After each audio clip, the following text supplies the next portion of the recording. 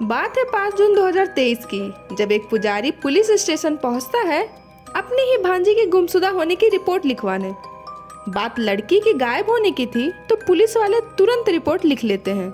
जो व्यक्ति रिपोर्ट लिखवाने आया था उसका नाम अय्यागरी साई कृष्णा था और उसकी उम्र 36 साल थी, जो कि लड़की का मामा था। अय्यागरी हैदराबाद के सरोर नगर में एक मंदिर में पुजारी था। अय्यागरी थाने पहुंचकर बताता है कि बंगारू मौशामा मंदिर का पुजारी हूँ सर, मेरी भांजी कल से लापता है। पुलिस वाले ने अय्यागरी से गुमशुदा की फोटो मांगी तो अय्यागरी फोटो देते हुए बताया कि लड़की का नाम कुरुंगति अप्सरा है और उम्र 30 साल है। पुलिस वालों ने अय्यागरी से पूछा कि अप्सरा कहाँ से गायब हुई थी, पूरी डिटेल बताइए। अय्यागरी माथे के पसीने पोंछते हुए बताया कि 3 जून को अप्सरा को अपने ही दोस्तों से मिलने भद्राचल जाना था। अप्सरा ने मुझसे बस स्टैंड छोड़ने को कहा था। मैं अपनी भांजी को कार से शमशाबाद ड्रॉप करके अपने घर चला आया।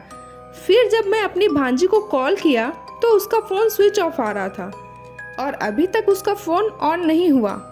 अय्यागरी ने बताया कि उसने उसके दोस्तों के पास भी पूछताछ की, लेकिन किसी के पास उसकी कोई खबर नहीं मिली। केस दर्ज होने के बाद पुलिस वाले तेजी से जांच करने लग जाते हैं।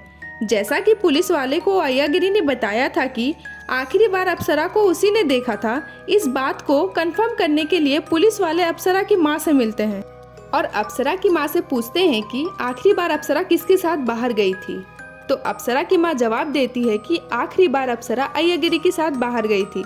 अय्यागरी जो बयान पुलिस वालों को दिया था कि 3 जून की रात उसने अप्सरा को शमशाबाद स्टेशन के पास ड्रॉप किया था। पुलिस वाले उस रास्ते की लोकेशन को ट्रैक करते हुए सीसीटीवी खंगालना स्टार्ट करते हैं। अय्यागरी के बताए हुए पिकअप और ड्रॉप की लोकेशन बीच की दूरी 21 किलोमीटर के आसपास थी और इस 21 किलोमीटर के बीच की दूरी में 100 से ज़्यादा सीसीटीवी कैमरे लगे हुए थे। पुलिस वाले सबसे पहले अप्सरा के घर के पास लगे हुए सीसीटीवी कैमरे को चेक करते हैं, जिसमें दिखाई देता है कि अप्सरा अपने मामा अय्यागरी के साथ कार में बैठ के कहीं जा रही है। पुलिस वालों को ये बात की तो कंफर्म हो गया था कि आखिरी बार अप्सरा अपने मामा के साथ थी, लेकिन पुलिस वालों को एक भी कैमरे में अय्यागरी द्वारा अप्सरा को ड्रॉप करने का वीडियो नजर नहीं आता। पुलिस ड्रॉप लोकेशन को और भी अच्छे तरीके से जांच करती है तो भी उनके हाथ कुछ नहीं लगता। पुलिस वालों को इस बात की पुष्टि हो गई थी कि अय्यागरी अप्सरा को स्टेशन पर ड्रॉप नहीं किया था। पुलिस वालों को बहुत खोजबीन करने के बाद भी ड्रॉप लोकेशन का पता नहीं लगता है। तो फिर एक बार पुलिस अय्यागरी से पूछताछ करना शुरू कर देती है। दूसरा पूछताछ करने पर अय्यागरी डर जाता है और पुलिस वालों को एक दूसरा लोकेशन बताने लगता है। अय्यागरी के बयान बदलने पर पुलिस को इस बात पर शक होने लगता है, जिसकी वजह से अब पुलिस वाले सख्ती के साथ अय्यागरी से ही पूछताछ करने की सोचते हैं। जब पुलिस पूछताछ शुरू करती है तो अय्यागरी पुलिस वालों को गुमराह करने की कोशिश करता है और पुलिस वालों को गुमराह करने के लिए नई नई बातें बनाने लग जाता है, लेकिन पुलिस वाले अय्यागरी की बातों में नहीं आते हैं और जब पुलिस अपना दूसरा तरीका आजमाती है तो धीरे धीरे अय्यागरी सच बताने लगता है। अय्यागरी जब पुलिस वाले को पूरी केस के बारे में बताता है तो लोगों के पैरों तले जमीन खिसक जाती है। अय्यागरी पुलिस को बताता है कि उसने अपने भांजे को कहीं पे भी ड्रॉप नहीं किया, बल्कि उसे मार दिया है। अय्यागरी पुलिस वालों को बताता है कि 3 जून की रात वो अप्सरा से कहता है कि चलो घूमने चलते हैं और अप्सरा को कार में बैठाकर एक सुनसान पहाड़ी पर ले जाता है। यहाँ इन दोनों में किसी बात को लेकर बहस हो जाती है और फिर यहीं पर एक बड़ा सा पत्थर उठाकर अय्यागरी अपनी भांजी के मुंह पे जोर से मार देता है। एक बार नहीं बल्कि लगातार अय्यागरी अप्सरा के चेहरे पे पत्थर से वार करता रहता है और बड़ी बेरहमी से उसे कुचलकर मार देता है। अपनी भांजी की जान लेने के बाद अय्यागरी को लाश ठिकाने लगाने की चिंता सताने लगती है, इसलिए पहले तो वो लाश को एक प्लास्टिक में अच्छे से लपेटता है और फिर उसे कार की डिग्गी में रखकर एक ऐसी जगह की तलाश में निकल जाता है जहां लाश को जलाया जा सके। इस तलाश में वो एक और सुनसान जगह पे पहुंचता है और अपनी कार खड़ी करके लकड़ी की तलाश में लग जाता है, मगर उसे एक लाश को जलाने लायक लकड़ी नहीं मिलती है। उसको पकड़े जाने का भी डर था, इसलिए वो लाश को जलाने का फैसला बदल देता है और अब दूसरे तरीके से लाश को ठिकाने लगाने का प्लान बनाने लगता है। लाश को गाड़ी की डिग्गी में ही रखकर वो उसे कुछ देर तक अपने घर के पार्किंग में ही खड़ा रखता है और मौका मिलते ही कार को उस मंदिर के पीछे लेके चला जाता है जहाँ का वो पुजारी था। इस मंदिर के पीछे मंडल रेवेन्यू अफसर का ऑफिस था। ऑफिस के पास एक बड़ा सा मैन हॉल था। जब चारों तरफ सन्नाटा पसर जाता है तो अय्यागरी अपनी कार को इसी मैन हॉल के पास लेके जाता है और मौका पाते ही लाश को ठिकाने लगाने में लग जाता है।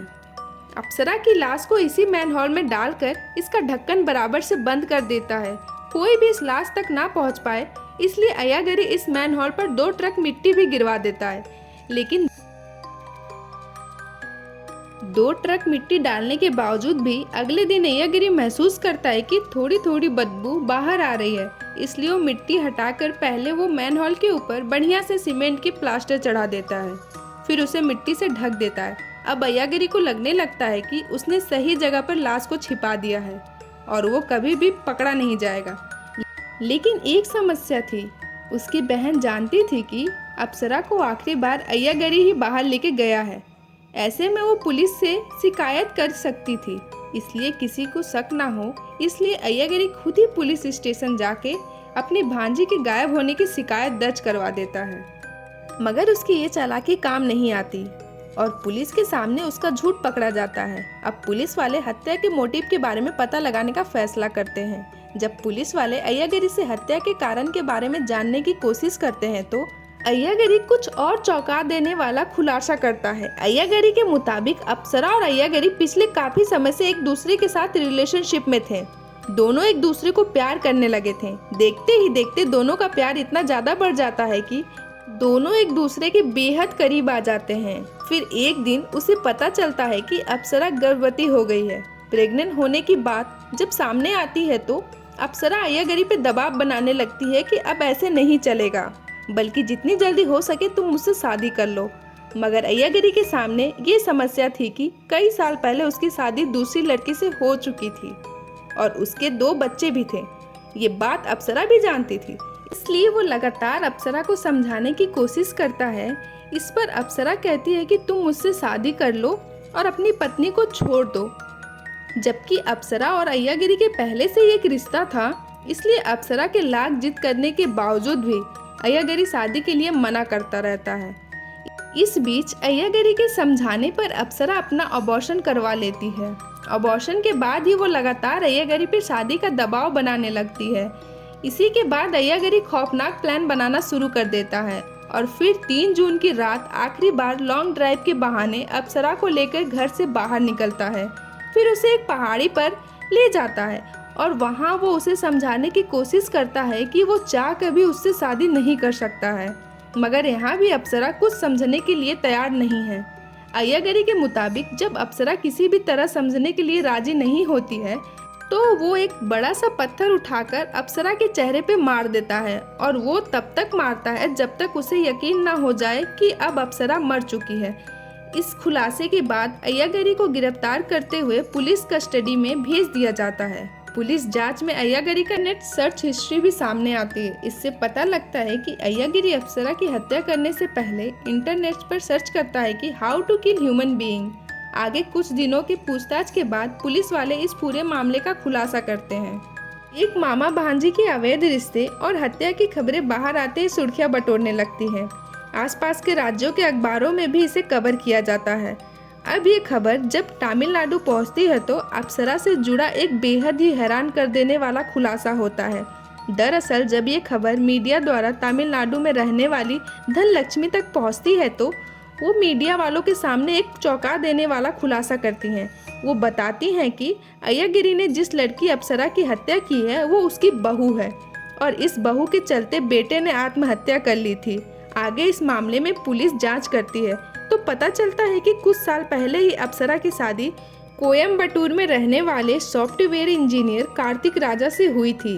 कार्तिक राजा एक बड़ी कंपनी में काम करता था जहां उसे अच्छी खासी सैलरी मिल रही थी। कार्तिक की मां के अनुसार शादी के बाद अप्सरा की मां के अरुणा भी अपनी बेटी के यहाँ रहने चली आती हैं। अब दोनों माँ बेटी मिलके कार्तिक के पैसों पर ऐश करना शुरू कर देती हैं। ये लोग आए दिन 5 स्टार होटल में जाके खाना खाने लगती हैं। रोजाना कार्तिक पर शॉपिंग करने का दबाव बनाने लगती हैं। इसके अलावा अप्सरा और उसकी माँ कार्तिक के पैसों से महंगे महंगे गहने खरीदने लगती हैं। ये बात सच थी कि कार्तिक अच्छा पैसा कमा रहा था, मगर जब कार्तिक की बीवी और सासू माँ बेतहाशा पैसा खर्च करने लगती हैं तो कार्तिक की भी आर्थिक स्थिति गड़बड़ा जाती है। वो अपनी सासू माँ और बीवी के शौक पूरे करने के लिए 25 लाख का लोन भी ले लेता है। कार्तिक की माँ के अनुसार दोनों मिलकर कार्तिक का ये पैसा भी खत्म कर देते हैं। इसके बाद भी ये लोग कार्तिक पर ज़्यादा पैसे देने का दबाव बनाने लगते हैं, मगर अब कार्तिक की हिम्मत जवाब देने लगती है और वो अब पैसे देने से मना करने लगता है। कार्तिक की माँ के अनुसार जब कार्तिक पैसा देने से मना करने लगता है तो अप्सरा अपनी माँ के कहने पर कार्तिक पर दहेज उत्पीड़न का केस दर्ज करवा देती है। केस दर्ज होते ही पुलिस वाले कार्तिक को गिरफ्तार कर लेते हैं, फिर उसे जेल में डाल दिया जाता है। 15 दिन बाद बेल मिलने पर कार्तिक बाहर आता है तो समाज में उसे काफी ताने सुनने को मिलते हैं। इस शर्मिंदगी की वजह से कार्तिक एक दिन अपने हाथों से अपनी जीवन लीला समाप्त कर लेता है। जब कार्तिक की मौत की जानकारी अप्सरा और उसकी माँ को मिलती है तो दोनों ज्वेलरी और पैसे लेकर रातों रात चुपके से हैदराबाद चली जाती हैं। कोई भी इन दोनों से संपर्क न कर पाए, इसलिए दोनों अपना पुराना सिम बंद करवा के नया नंबर ले लेती हैं। अब यही हैदराबाद रहकर अय्यागिरी और अप्सरा के बीच नजदीकियां बढ़ने लगती हैं और ये नजदीकियां बढ़ते बढ़ते अप्सरा की मौत पे जाके खत्म होती है। जब अप्सरा और उसकी मां पर फर्जी केस उत्पीड़न का केस दर्ज करवाने और उसकी वजह से एक बेगुनाह इंसान की जान जाने की खबर जब सामने आती है तो लोग अप्सरा के साथ हुई घटना को एंड ऑफ कर्मा का नाम देने लगते हैं। अब केस की मौजूदा स्थिति की बात करें तो अप्सरा की हत्या करने वाला अय्यागिरी साई कृष्णा सलाखों के पीछे बंद है और मामला अदालत में चल रहा है। अब अय्यागिरी को अदालत में क्या सजा मिलती है वो तो आने वाले समय में ही पता चलेगा।